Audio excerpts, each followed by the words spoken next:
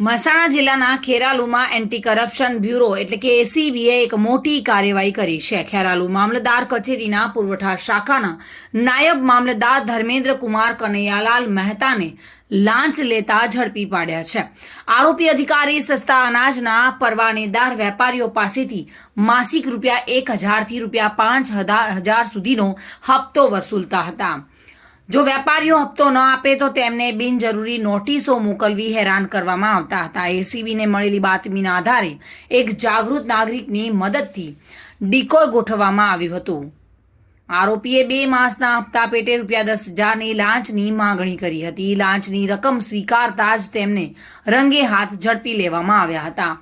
આ કાર્યવાહી Mehsana ACB police સ્ટેશનના પોલીસ ઇન્સ્પેક્ટર એસડી ચાવડાના નેતૃત્વમાં કરવામાં આવી હતી। સમગ્ર ઓપરેશનનું સુપરવિઝન ગાંધીનગર એસીબી એકમના મદદનીશ નિયામક AK પરમાર દ્વારા કરવામાં આવ્યું હતું।